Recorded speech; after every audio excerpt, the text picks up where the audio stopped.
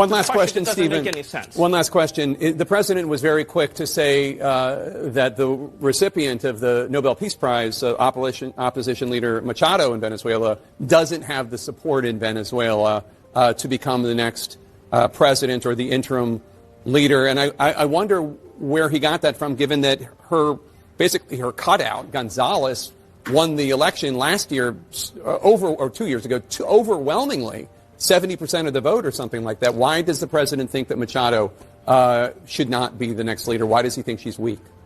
First of all of Venezuela experts agree, that it would be absurd and preposterous for us to suddenly fly her into the country and to put her in charge. And the military would follow her and the security forces would follow her. This is not a serious, it's not even a serious question.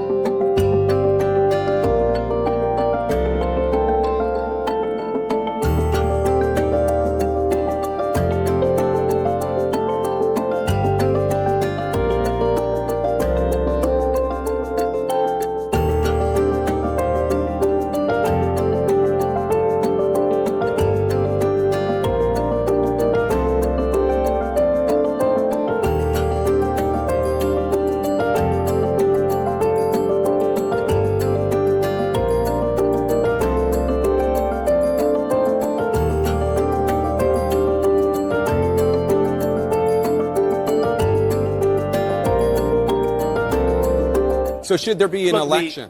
Let me, if you give me the floor for 30 seconds, let me tell you what we are doing here, Jake. The United States, this is sort of foundational. The United States is using its military to secure our interests unapologetically in our hemisphere. We're a superpower, and under President Trump, we are going to conduct ourselves as a superpower. It is absurd that we would allow a nation in our own backyard to become the supplier of resources to our adversaries, but not to us.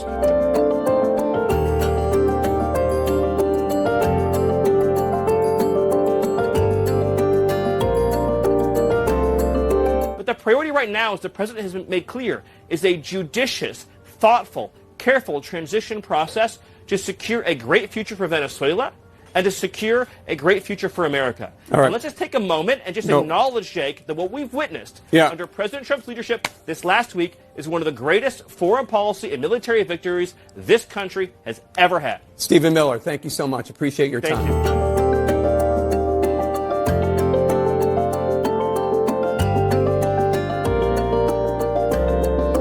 Welcome back, Credlin. I'm James Morrow, filling in all week. Great to be with you. Well, ever since Donald Trump's capture of Venezuelan strongman Nicholas Maduro, we've heard a lot of talk about his actions being against, quote-unquote, international law. With the likes of, say, celebrity barrister and darling of the tote bag set Jeffrey Robertson saying in the Sydney Morning Herald that, oh no, the arrest violates all the norms that keep our world so peaceful. But is that really so? Joining me now to discuss this and more is John Heinraker, a brilliant lawyer himself and president of the Center for the American Experiment in Minnesota. John, thanks so much for joining me here, and Happy New Year. You've noted on your brilliant Powerline blog that Democrats have all adopted the same script about the seizure of Maduro being, quote, unlawful and unwise. But John, tell me about this international law argument that they're running. I feel like this is more about politics than the law. What do you reckon? James, it is 100% politics. During the presidential campaign in 2020, Joe Biden accused Donald Trump of being soft on Maduro. And Biden said he was going to be tough on Maduro. Of course, he did nothing at all. The Democratic position on the use of military force depends entirely on who is in the White House. The overnight raid to pick up Nicholas Maduro was nothing compared to the bombing of Libya, which led to the overthrow and death of Muammar Gaddafi, which the Obama administration carried out. But nearly all the Democrats were fine with that. So it really is a political question of who is in the White House when it comes to approving of the use of force. And John, I wanted to also just interrogate this point about international law a bit more as well, because there's this idea that, somehow this is a violation of norms, states shouldn't invade other states, but the Trump administration, they have a case. They say that this was really a criminal indictment. That's why we saw Maduro frog marched by guys with DEA badges on their arms into the courthouse earlier today. Where does this whole international law argument stack up? Because as far as I'm concerned, the international law crowd has no answer about what to do about somebody like Maduro. Well, James, that's right. I mean, arguably, there's really no such thing as international law because there's no one there to enforce it. And there certainly is no principle of international law that says that a narco-terrorist dictator is immune from any accountability as long as he stays in the country that he runs and among the people that he terrorizes. And Nicholas Maduro was indicted in the United States and has now been arrested and has been brought to the U.S. to stand trial. That is a legal proceeding. Yeah, indeed. And meanwhile, though, talking about other Democrats' reaction, I love this here.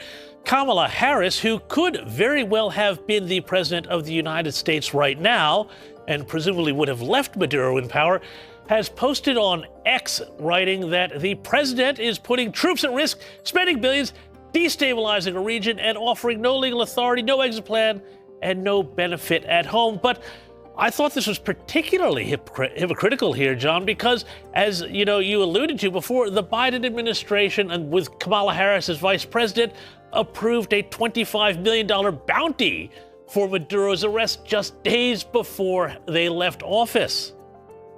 Yeah, that's exactly right. The Biden State Department increased the reward that was being offered for information leading to the capture and arrest of Nicholas Maduro to $25 million. It looks to me like Donald Trump may be eligible to claim that reward. So it's total hypocrisy. And, everything that Kamala Harris said in that tweet was wrong. There were no troops harmed. There were no billions spent. The region is going to be more stable with Venezuela no longer an ally of Russia and China and Iran. The legal authority for the arrest is the federal indictment in the Southern District of New York. And far from not having an exit plan, the troops have already exited. So I think that this is a brilliantly executed operation. And I think that American security is going to be greatly enhanced by not having a hostile country collaborating with our enemies right across the Caribbean from us. Well, and that's the thing, John. I mean, everybody who says international law and you can't use force, but as with the law, at a state level or a federal level, law needs force behind it to be enforced. Isn't there a very strong case to be made that if you do believe in a stable international order, taking out bad actors like Maduro when they need to go is actually a way to preserve peace, not undermine it? Well, I think that is exactly right, James. And who else is going to hold someone like Nicholas Maduro accountable? His own people would love to do it, but they can't. He's got them under his heel. The United Nations is great at making high-sounding pronouncements, but they have absolutely no ability to do anything about an autocratic dictator like Maduro, who's not just a dictator, but a narco-terrorist, as he has officially been indicted in the federal court in the United States. Indeed. John Heinrich, we're going to have to leave it there. Thank you so much for your time, as always, and a very happy New Year to you there in Minnesota. Happy New Year, James.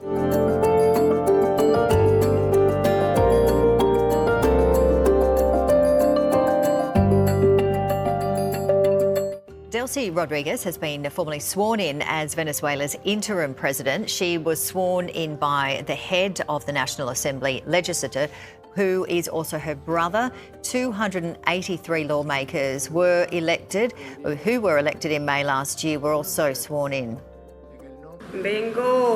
I come as Vice President of the Constitutional President of the Bolivarian Republic of Venezuela, Nicholas Maduro Moros, to take the oath of office.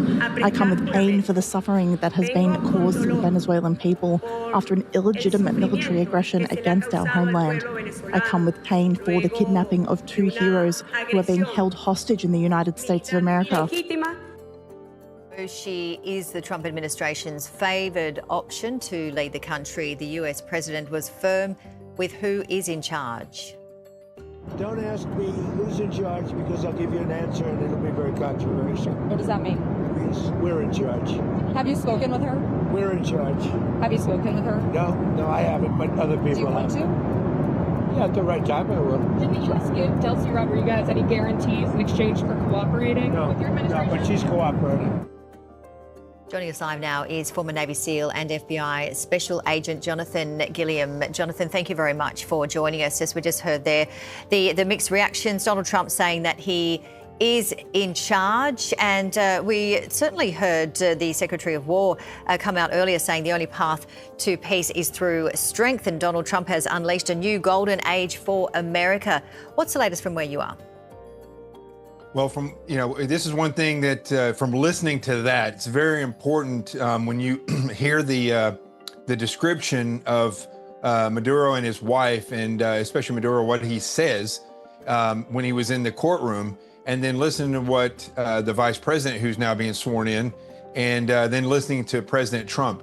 And I think if we break all that down and we look at the reality of who is in charge here, I would be very tempered if I was the now president, acting president in Venezuela, in how she words things, because like any criminal case, and this is important for people to realize that this is still a law enforcement issue as well as a military operation, is that everything that Maduro did was being watched, and everything that they collected, his phones, his computers, all the intelligence that was watched long before they went in, they probably have a very good idea of who was involved in all of these things. And at any moment, those individuals could be drawn into this conspiracy, because Maduro is facing, some of the counts that he's facing include conspiracy, which means anyone else that is involved in any aspect of those crimes can then be charged with the same conspiracy to further their criminal enterprise. So they could face the same actions. And that is, I think, at this point, not a veiled threat. I think that's a realistic possibility, because of the things, the national security issues, the crimes against the United States that have occurred over the years. We know that it wasn't just Maduro alone. So most likely there are other players that should be watching their backs right now and what they say. Yeah, interesting, because just recently on X, the Department of State in the US, they had posted, "This is our hemisphere and President Trump will not allow our security to be threatened." So from a geopolitical point of view, what do we need to look out for in the Western Hemisphere? What can we fear most, perhaps?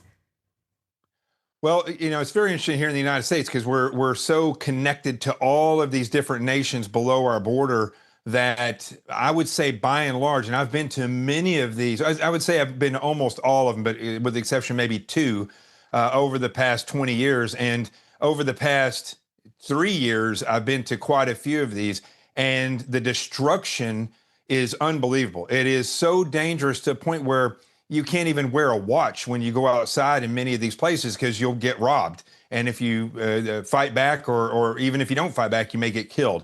So it's very, very dangerous. Street crime is out of control, but the cartels are everywhere down in Central and South America. So when we look at Venezuela and we look at the size of the operation that Maduro was running, I think the entire hemisphere down there has been engulfed in this one way or another. Whoever the strongest, most powerful and wealthiest cartel leader is down there, they're going to have incredible relationships and leverage in all of the countries. And so that's what we've seen. And in order to secure our nation, we have to get involved in these things. And it's important to realize it's not just about drugs. It's also about the relationship with China, the relationship with Russia and Iran. Hezbollah fighters have been seen down in Venezuela. So we're talking about much more than oil, much more than drugs. We're talking about national security on a massive scale. And I think now that President Trump has made this initial push, what we'll start to see is a ripple effect and potentially getting ahead of the terrorism, the national security aspects of China, Russia, and Iran. And just to wrap it up, we've run out of time, but how do you see Venezuela in the next handful of weeks? Well, that's very hard to predict because I don't think anything's going to change as far as the crime goes. That is right now, that is the thing that's going to move the slowest. But what will change rapidly is the footprint that China, Russia, and Iran have in Venezuela. That's going to change tremendously. Also, we're going to start to see, I believe, maneuvering of our government to put in the oil companies that were kicked out of there so they can start generating a profit that the United States can be a part of. We really appreciate your time and expertise always. Thank you so much for joining us.